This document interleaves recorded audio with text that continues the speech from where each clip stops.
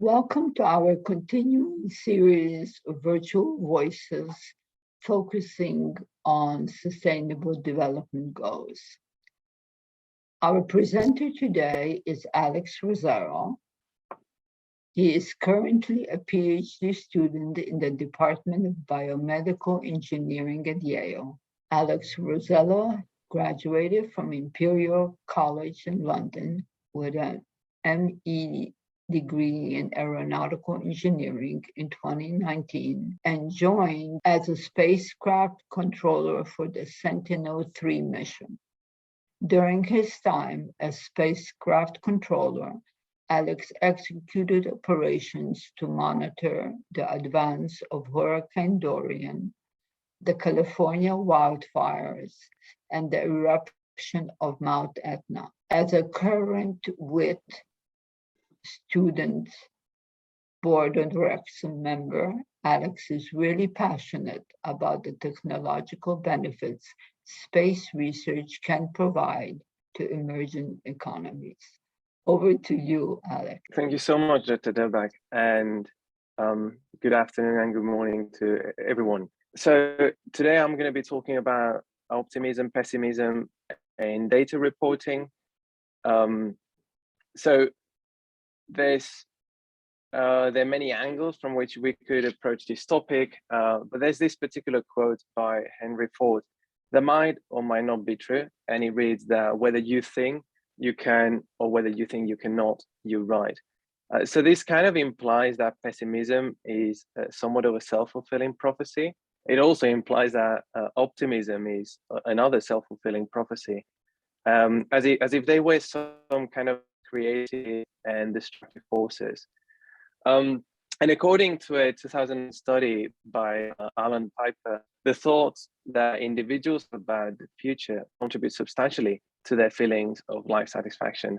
But for our discussion today, we will not be approaching the topic from the perspective of individual and internal psychological traits, but rather we would like to approach the topic from an external angle, a more systematic angle.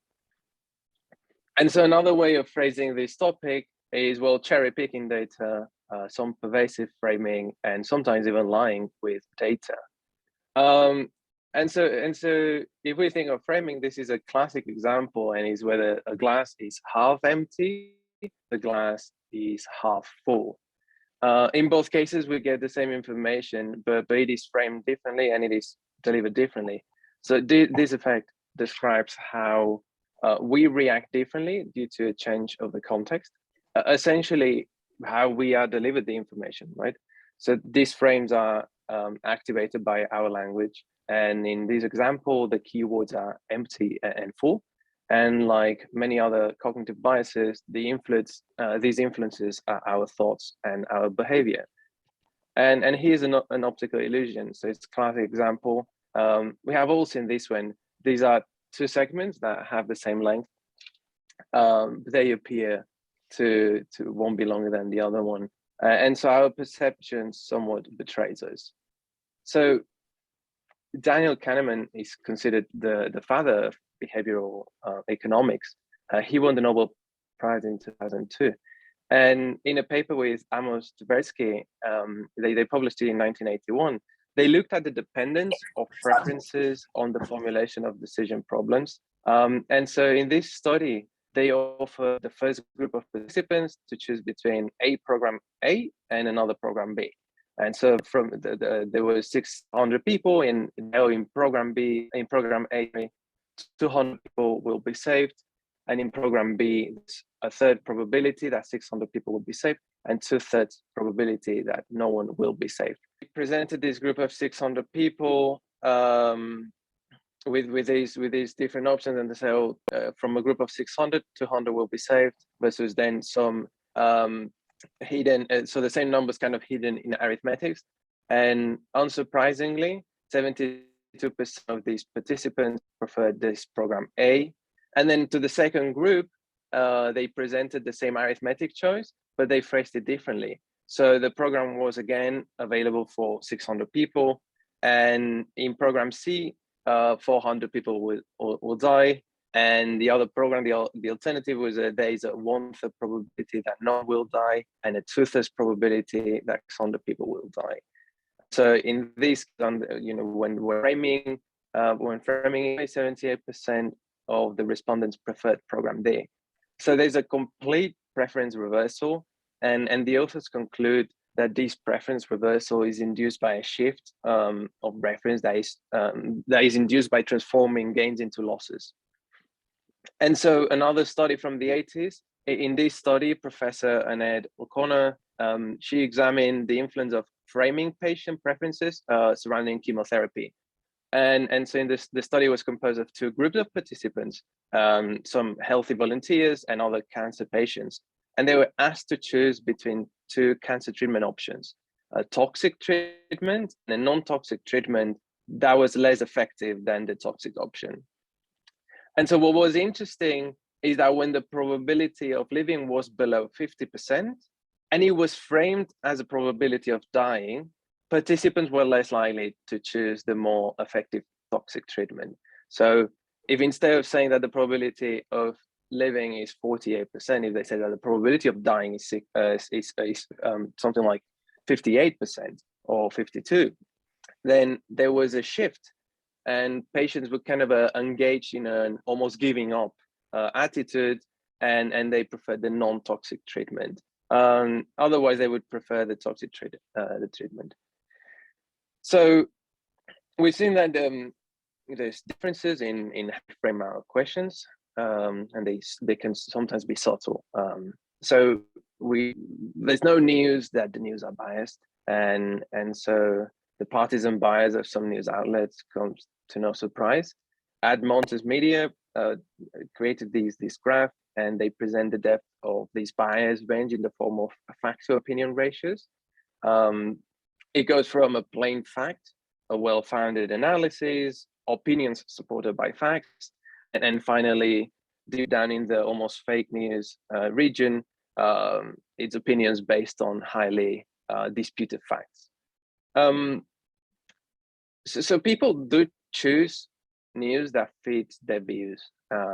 So Democrats believe that just 44% of the news is biased, and Republicans believe that it's 77% that is biased. And it's interesting by how much it is thought to be one bias versus the other. No, but going back to this graph, I'm confident that the audience in our webinar will have an alarm in their head that goes off when exposed to fake news. Everything has been widely covered, but instead, I would like to talk about the facts and the kind of facts that have been worded almost persuasively. And so here are some biased headlines. So Fox News writes that a police officer was charged with shooting an unarmed neighbor, whereas CNN writes that a Dallas police officer charged with manslaughter in fatal shooting of unarmed man in his own apartment. So CNN and Fox wrote different headlines about this incident in September 2008 to engender sympathy or spark curiosity. And some audiences are more likely to sympathize with the officer, other audiences are more likely to sympathize with the victim. And by drawing attention to certain details or facts, a headline can affect what existing knowledge is activated in our head. So this happens obviously in the news, but it covers healthcare, marketing, business, the economy, climate change, development. And a very interesting example is a case study in 2007. Colgate was ordered by the Advertising Standards Authority in the UK to abandon a claim that they had put on a billboard near Manchester. And they say, well, 80% of dentists recommend Colgate.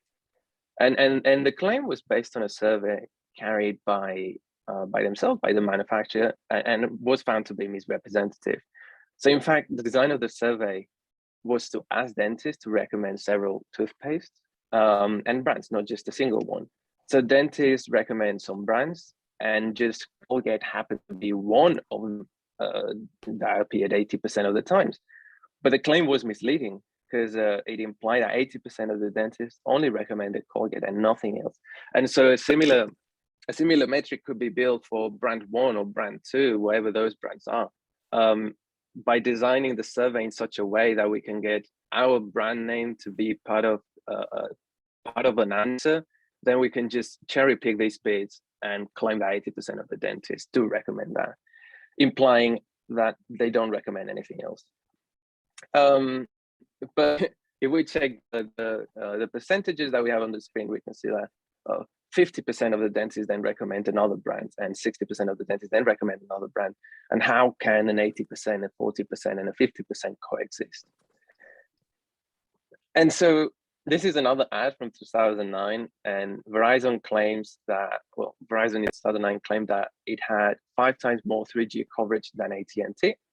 And this map is quite unforgiving towards Verizon's rival, so AT&T filed a complaint. So AT&T argued that from a population standpoint, Verizon's claim is simply false. But Verizon's map was built not using population, but it was built based on the graphical 3G coverage square miles. So they built this very synthetic artificial metric. Wasn't really wrong, but it was it's a bit misleading to the eye. In any case, the case was dismissed because they weren't lying. We can manipulate axes to show specific results, and in this case, KFC, in a marketing effort, the KFC wrap is compared with other brands with similar products, and the x-axis does not start at 0. It starts at 590, as you can see from the left, bottom left, and so that makes the KFC wrap appear to have half the calories as the ones from other brands, when in reality it's only 70 calories lower. A bit misleading again. So numbers can be made to seem more or less impressive.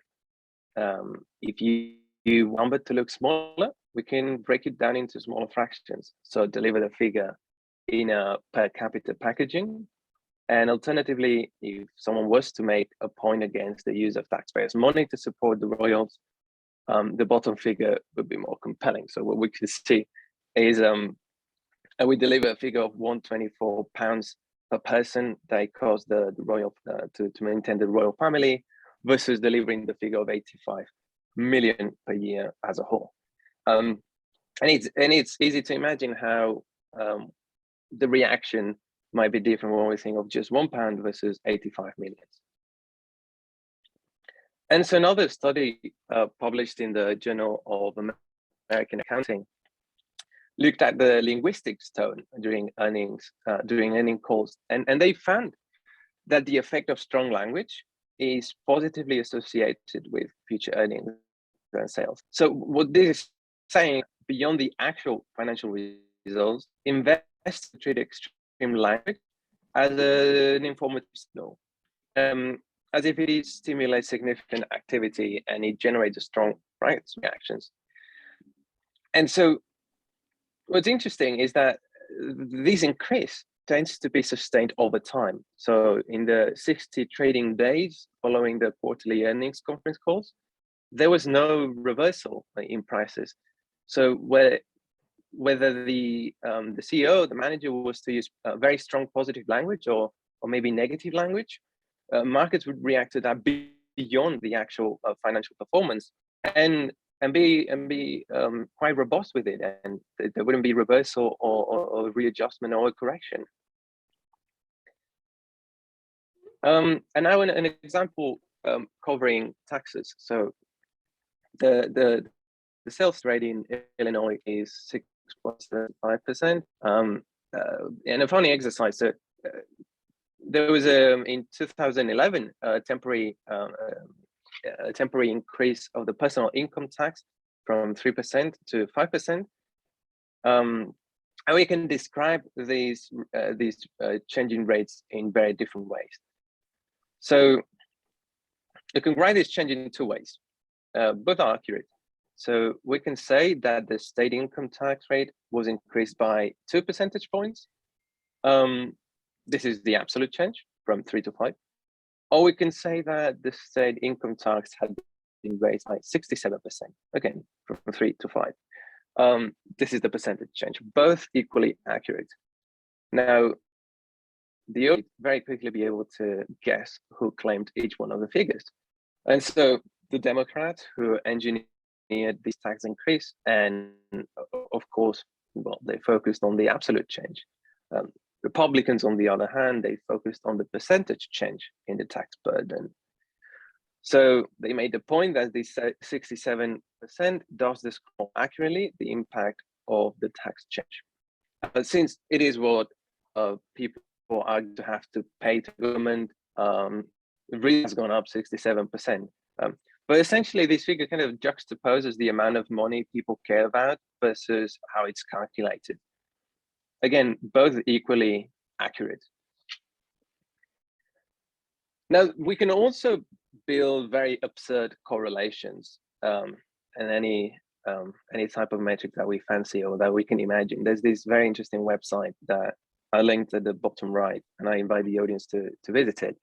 But we can play with numbers where we can build correlations between US spending on science and suicides.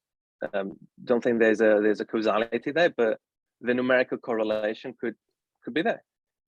Divorce rates in Maine and per capita consumption of migraine, they just so happen to kind of overlap quite nicely. We can also plot together the worldwide non-conventional space launches and the sociology doctorates that are awarded in the US. Again, similar shape forms. We can plot them together, but that would induce, that would imply some kind of causality or correlation, which is certainly absurd. And we can really build any type of metric we fancy. And so, as a bit of a funny exercise, this paper from the University of Helsinki, it does illustrate it quite well. And they explore the links between economic growth and testosterone and risk-taking and self-esteem. And so they feed a line to their data and claim robust statistical links between male organ size and GDP growth. They of course warn that until more rigorous studies verify the findings, the proposed male organ hypothesis should be taken with reservations. But this kind of illustrates that the data is there, and if we manipulate it a bit, if we play around with it, we can come with any kind of metric and correlations or regressions. And so this is an interesting case. And in 2015, so Republicans in the Congress questioned Cecile Richards, who was the president of Planned Parenthood, and this graph was presented in Congress as a point of emphasis. And the chart was created by Americans United for Life, so an anti-abortion group, and it does not include the y-axis. And it seems to indicate that 327,000 abortions is greater than 935,000 cancer screenings. And so when we go fish the same data but plot it differently, if we define the scale for the y-axis, then it becomes evident that it was indeed true that the number of cancer screening had in fact decreased. It outnumbered the quantity of abortion procedures performed yearly. So again, like the data was there, it wasn't necessarily wrong, but the way that it was presented, the way that it was shown, it was misleading. So as expected, we would find this also in climate change. So here's the graph with the average global temperatures by year, and it captures the average temperature in each year since 1880. An upward trend is fairly clear, but we can hide this trend if we want.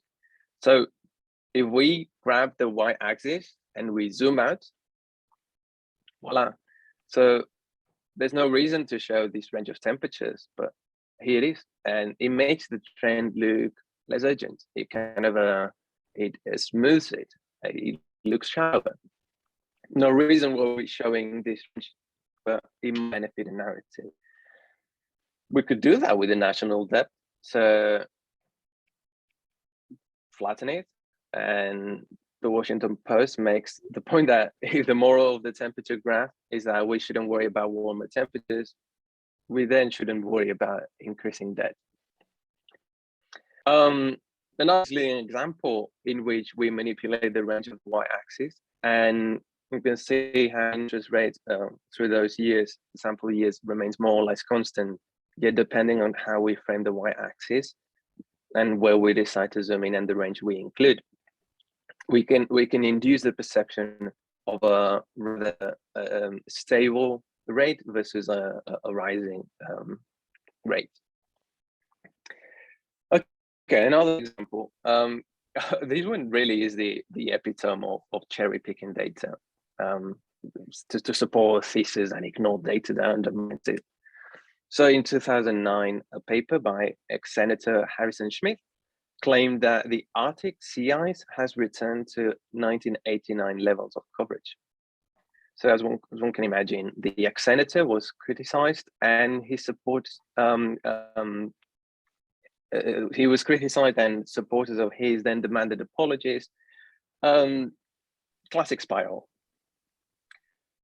But then someone, Peter Gleich, took the time to look into this claim, and he explained that the claim was coming from this graph. And so it is technically true that in April of 2009, when the paper was published, the ice area did exceed the ice area of the same date in 1989. But it is false to suggest that the IC has returned to 1989 levels. We can see here that the two graphs overlap by a tiny minuscule bit, and that was the point. That was cherry picked. And so here's another example where Lawrence Solomon simply compares two data points from the graph of the anomaly of the sea ice extent. So pick 2 points to compare then 2012 with 1989. These 2 points happen to be in an upward trend, and that is a narrative. So out in data, there's the website data is a phenomenal resource to fact check, to look into past trends at the present, our perception of the past, our perception of the present. And so there's this concept introduced by a professor at UCL that polarized the idea of an innate optimism bias in the human brain. So we tend to be optimistic rather than realistic when considering our individual future. And so in the UK, there was this survey. And so in the survey, individuals tend to believe that problems are more pronounced nationally than in their local area. And so they are thinking about any problem. How much of a problem do you think each of the following are in your area, in your local area, and in the whole of the UK? And again, people tend to believe that problems are more pronounced nationally than in their local area. So we are local optimists and national pessimists. What about regarding the environment? So individuals rate the environment in their local areas as fairly or very bad compared with the environment nationally or globally. And people are much more negative about places that are far away. So places which they know less from, they know less from their own experience and more through the media. And so we can clearly see the differences between the black bars with the local communities and the world. And so people do tend to think, if we focus, for example, on the top of the graph, there's a clear divergence between the perception of local environment versus the perception of world environment. And so is there a way to reconcile these individual optimism with the social pessimism? So Paul Dolan, a professor of behavioral science at LSE, he believes that there are three reasons for this. So he says that individuals rarely think of grand issues such as the state of the nation or world, and so they respond with an on-the-spot answer that may not be well considered or even a true reflection of their beliefs. The framing can certainly influence the individual's response. So the question itself may bias the response. And responses to these questions are also heavily influenced by recent events. This is referred to as the availability bias. And another professor, Martin Seligman, expands the list, and he suggests a link between control and optimism. So if we feel more in control of our lives, we tend to be happier, healthier, and more optimistic about the future. So looking into poverty, development, and world data, this worldpoverty.io map, it's a phenomenal website to look to check data, to check poverty trends by country, by years, to check temporal trends, whether there's a rise, a decline. And I do invite you to go and play around with this website. But so a couple of kind of exercises and examples here.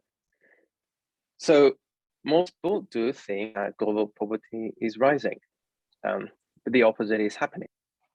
So there was this survey, and the question asked was, well, in the last 20 years, the portion of the world population living in it has decreased or remained the same. And the majority of people believe that the share of people in extreme poverty is rising, whereas the opposite is true. The share of people living in extreme poverty across the world has been declining for 2 centuries, and in the last 20 years, this positive development has been faster than ever before. And in fact, for recent years, it doesn't even matter what poverty line we choose, the share of people below any poverty line has fallen. So we check this plot. You can see how China, Kenya, Peru are more optimistic versus towards the bottom, the perception of poverty appears to be rather pessimistic. But again, doesn't matter what time we choose, the trend has been downwards. So here we can see that we recently made progress against the poverty line of $10 per day. And so more than a third of the world population now lives on more than $10 per day. And until a decade ago, it was only a quarter. So this is a very recent achievement indeed. But pay attention to the positive framing here, because I'm talking about an increase in the number of people that live on more than $10 per day. But do keep in mind that the majority of the world population is still very poor, and there's 730 million people living in less than $1.9 per day. So these cutoffs for extreme poverty are helpful to focus attention to those who are the very poorest, but by phrasing it in a positive manner, as in there's an improvement, and ignoring the 730 million people, that might remove some of the urgency that this issue deserves. Again, suggestions still that 500 million people will live in extreme poverty in 2030. So we can see how these two ways of phrasing these lines, phrasing these accurate data about poverty rates increase. So it induces a more positive or negative feeling, a more urgent versus a more self-serving, satisfied, optimistic feeling. Similarly, child mortality is in poor countries, but when when individuals were presented with a similar survey, child mortality rates in less and least developed countries have halved in the last 20 years. But most people don't know that child mortality is declining in poor countries. And here again, we see a more optimistic kind of a perception, or more realistic in this case perception, in countries such as Senegal, Kenya, Nigeria, China, countries that have benefited, that have seen these improvements locally, domestically, versus distant countries appear to be less optimistic, appear to not see the improvement that clearly. And we can see, for example, Canada, Australia, Italy, Spain, Japan, United States, Argentina down at the bottom. And so the data here, just with the knowledge about extreme poverty, the share of people that get the answer wrong is much higher in the rich countries of the world. And this could be due to a distancing effect, as we were talking about before. So there's these two ways of phrasing it, right? Most people think global poverty is rising, and the key word here is most people think it's rising. And we can also say most people don't know that child mortality is declining in poor countries. These are the results of these two surveys, but for example, by phrasing the results of the survey by saying most people think global poverty is rising, so a positive statement, we're presenting the wrongly answer subset.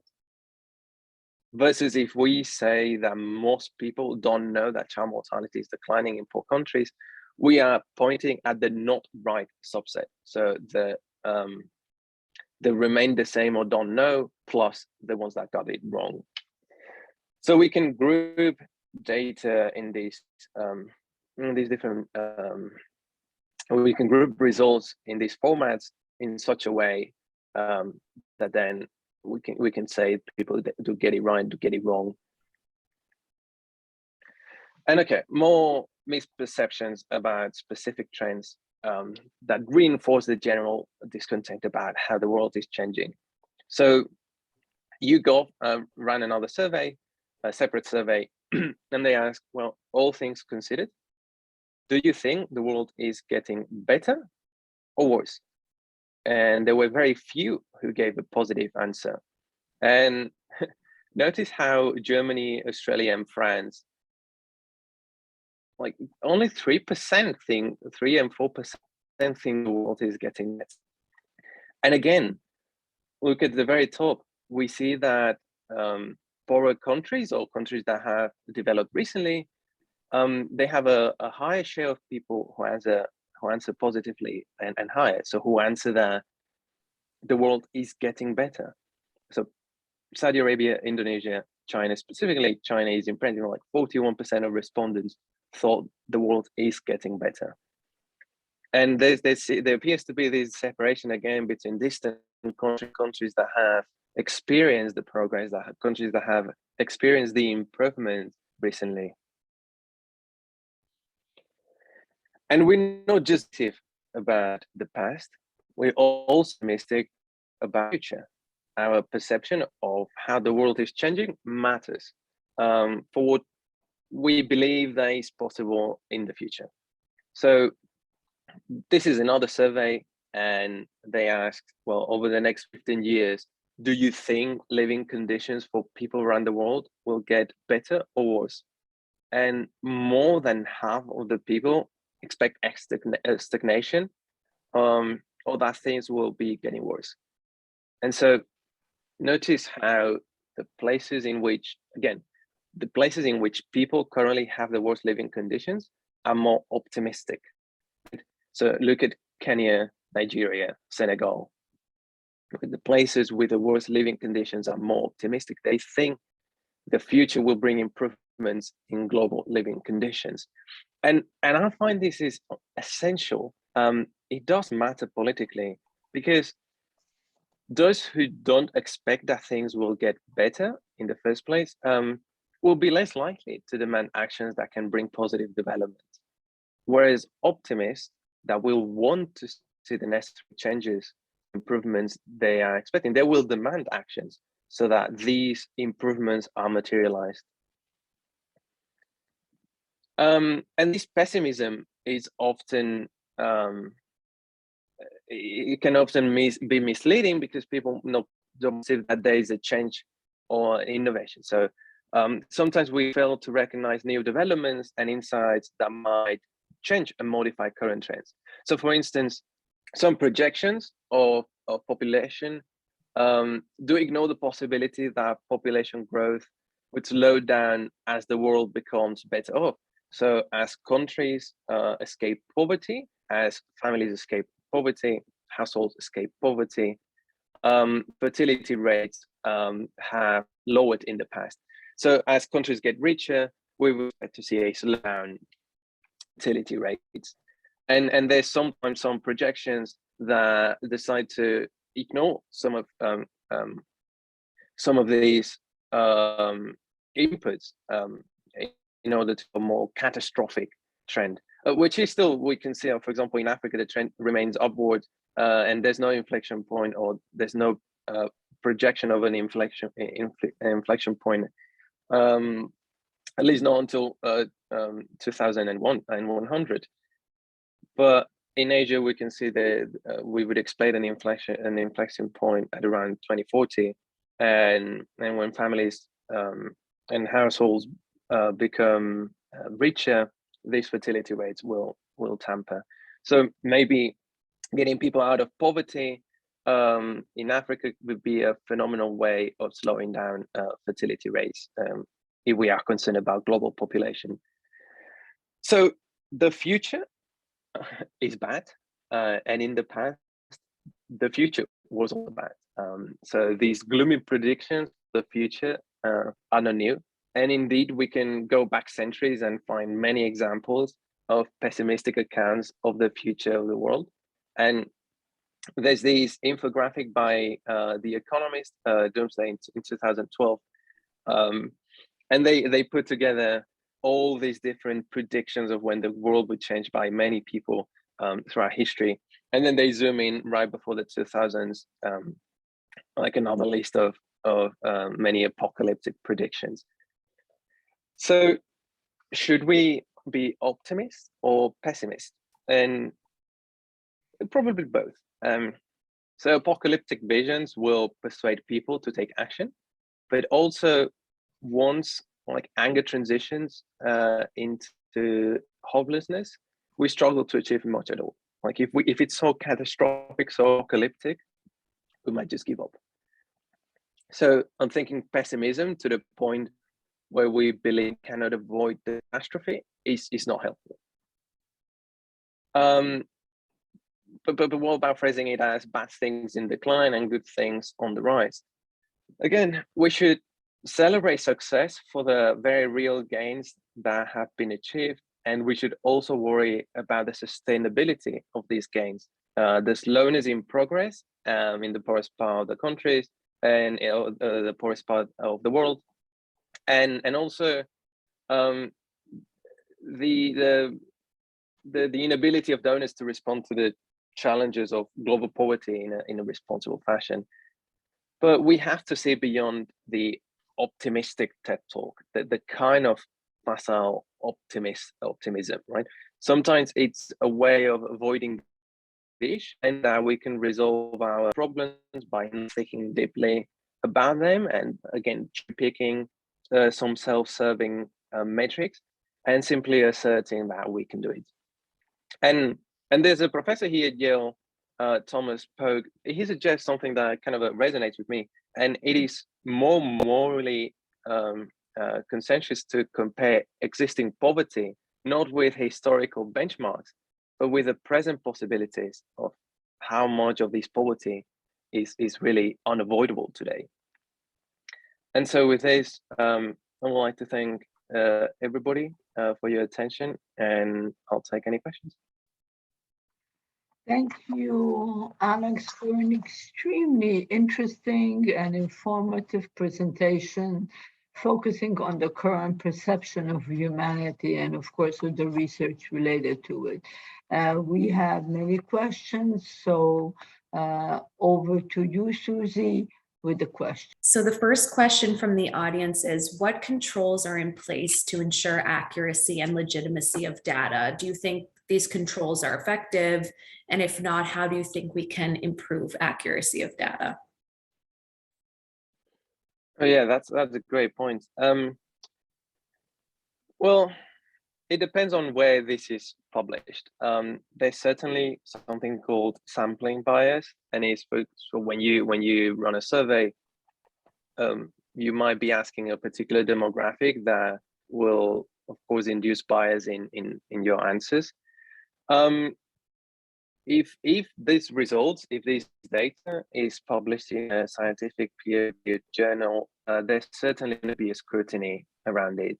If the data instead is like, for example, the Colgate case, that the brand itself brand the survey and then decided to build its metric and build its conclusions based on that, there's not much control and oversight. In that particular case, it was so misleading that the authorities in the UK got involved. But otherwise, it's to unfortunately a lot of times to the audience, to us, to be able to assess whether, well, that sounds suspicious versus I can blindly trust these sources. I can blindly trust. If it's, again, a scientific journal, there's going to be some peer review scrutiny. I can read it and trust it. But if it's news sources, if it's sometimes marketing, is our skepticism what we have to use. So are you? Excuse me, Susie. To what extent do you think the media and false news affect and influence the public? People that basically are reading certain magazines or certain information that is broadcast, and that information is absolutely false, because most people do not look into the scientific literature, and they usually read what the public says, and the media controls to what extent people get the information. Yeah, and unfortunately, this comes to no surprise.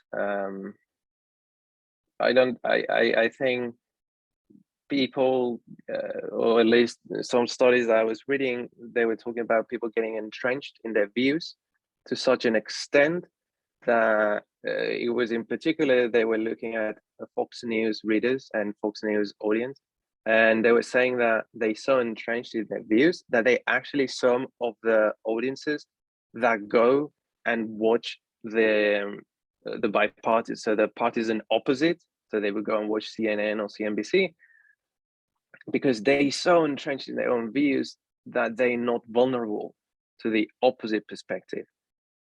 And that kind of that really surprised me, the fact that you are so your ideas and your views are so robustly embedded in your perception reality. You trust to get exposed to contrasting points, and yet that would not affect your perception. That is no longer called information or data or news. That is borderline dogma. These blind, almost, yeah. But it was really interesting because there was a survey, and it's like, oh, what newspapers or what news channels do you check regularly? And precisely people that did identify as loyal to Fox News were also the ones that checked other news channels the more often. And the conclusion of the authors was that they were so entrenched in own views that they could challenge themselves, not even challenge themselves, they could expose themselves to these challenging views and not be necessarily not feel the need to adjust their perception. Yeah, and it's not my area of expertise, but I certainly appreciate that there's it's too polarized, and again, it becomes doctrine rather than news consumption. Next question, Susie. Are there any unbiased news sources that you can recommend for our audience? Oh yeah, there's one of the plots that on one of the graphs that I shared, and I'll write the link in the chat so that everybody can check it. So this graph has is a graph that goes kind of a parabola and goes on the x-axis says more liberal, more conservative, but then in the y-axis they say it's fact reporting, and going down the y-axis is opinions that are sustained with a highly disputed fact. And so around the center, there's NPR, BBC, Reuters, Bloomberg, ABC News, The Time, Al Jazeera, as long as it's not regarding Israel, and AP. The Wall Street Journal is around that area. So I've shared the link with I've shared the link in the chat, and you can go and see also which are the most polarized and the ones that are less trustworthy. Thank you. Really appreciate that. So in your experience, have you seen that different presentations of data can lead to different scientific interpretations? And how do you ensure you are reporting data ethically on your own, in your own work? Oh, that's interesting. There's of course, you want to get a publication, the incentive to phrase it in a way that it makes it more, or that the reception is better.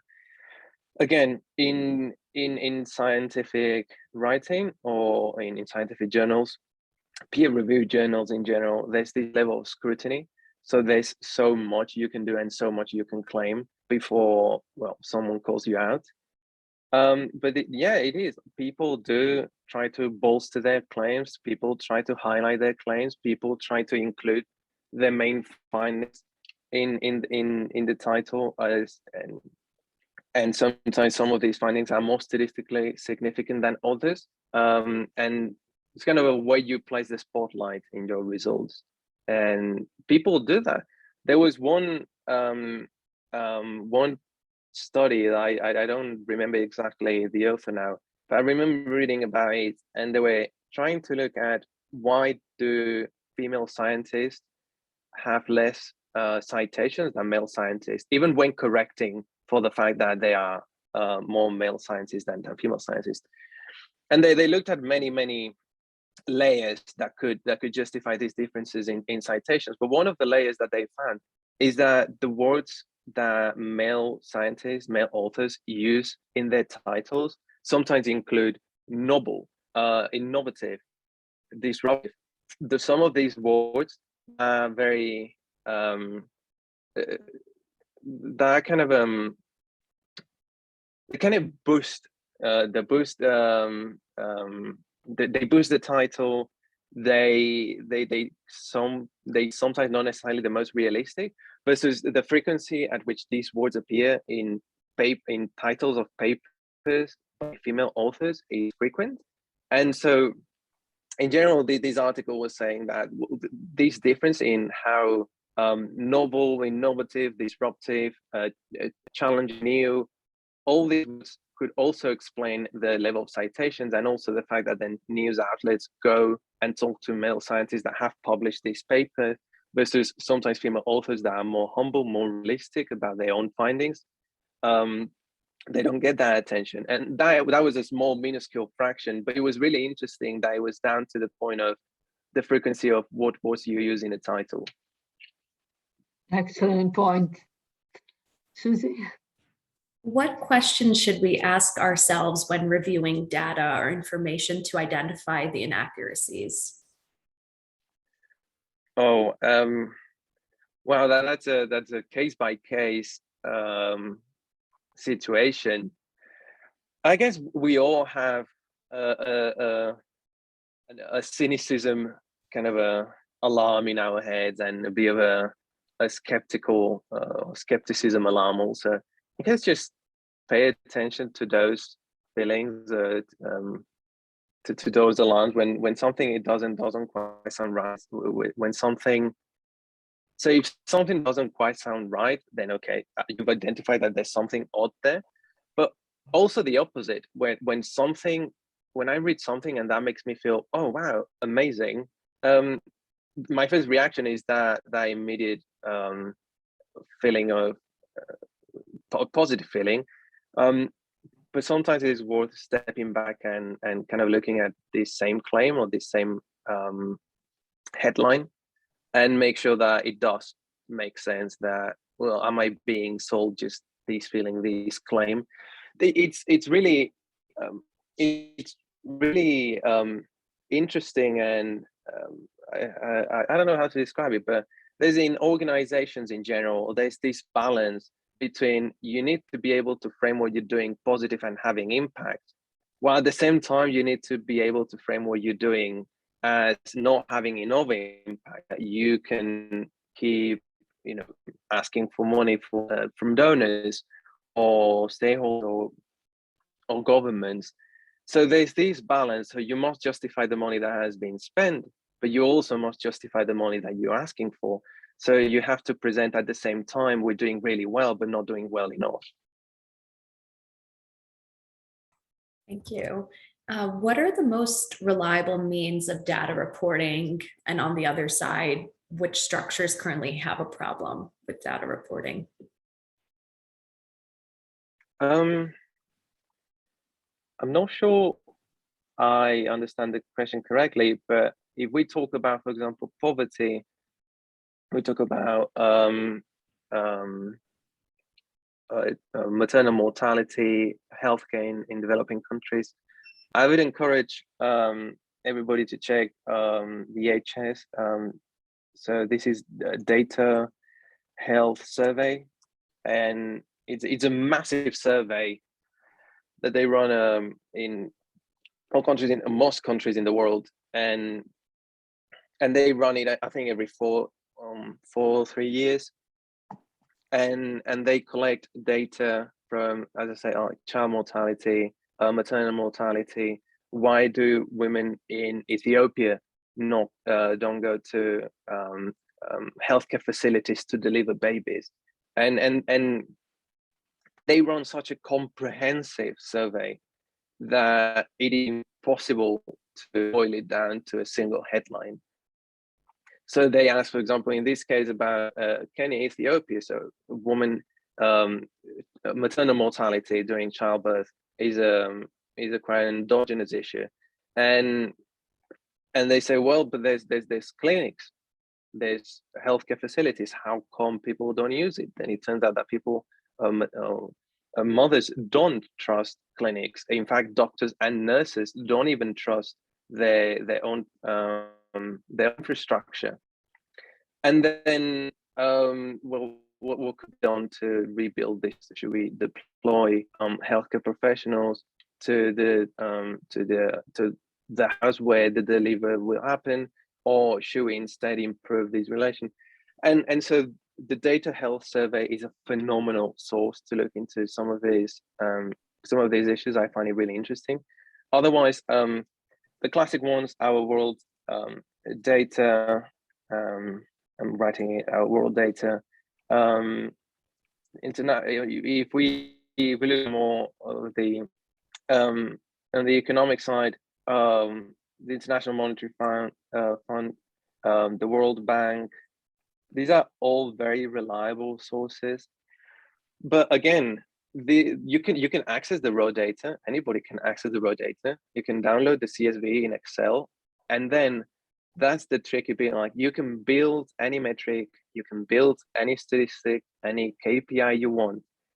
And the danger, and what we have to keep an eye on, is that you can build any of these metrics that would fit any given narrative. You can phrase it in a positive tone, you can phrase it in a negative tone, You can cherry pick these days. You can narrow the data to these many years, or the data, or expand it. You can do so many things. So this data that is trustworthy, like any of these sources are at the reference in terms of data, yet anyone can go in and design a metric that might be a bit misleading. Now, again, because the data is available to everybody, then someone will go try to rebuild what you've done and expose what you've done. But you know, we can be really misleading with data that is perfectly accurate. Thank you. We appreciate the great sources and recommendations. Next question is, how should journalists convey and present data simply for ordinary people to understand when reading their articles, in your opinion? Yeah, I mean, so my background in engineering, and I'm currently in a PhD, so kind of I'm more leaning towards a very objective presentation, a dry presentation of facts. I know that this is not the most appealing way of presenting facts. I don't think there's I think there's good practices. There's clear things that are clearly misleading that should be avoided. There's some of the examples that we presented today that just so misleading. The one in which, for example, to make a case in favor of abortion and presenting abortion or abortion procedures against cancer screenings as those two crossing trends, one going up, the other one going down, one being above the other one. But then when you rebuild the axis, you have you have a very distant trends that are comparable rather than just a slogan.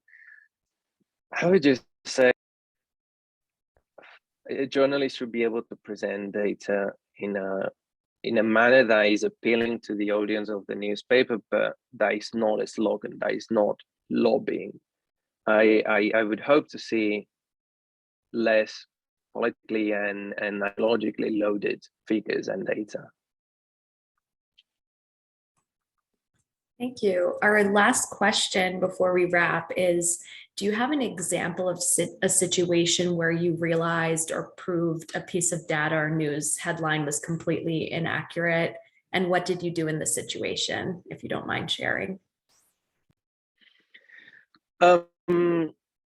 There's a book by Professor Jeffrey Sachs, and it's called The End of Poverty. I think it was published in early 2000s, and it was kind of a compilation of his work in the late 90s.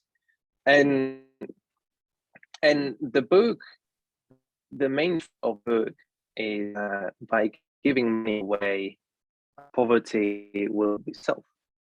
And I remember reading the book, and there was something ringing in my head the whole time. And I was like, well, it cannot be that trivial. It cannot be that trivial. It cannot just simply be poverty will solve itself with cash transfers. And what I did is just, I had something that I was suspicious about. I was reading the book, and he's a professor at in Columbia, I think, and he's also involved with the United Nations. So he's a very, very accomplished professor. But in particular, that book was kind of ringing something odd in my head. And I simply Googled "End of Poverty, Jeffrey Sachs critique," and see, well, there's something wrong here, and just read if it is indeed your suspicion is wrong. And again, whenever something is suspicious, something doesn't sound quite right. We live in an amazing time in which we have access to so much information in Google through our smartphones. Use it.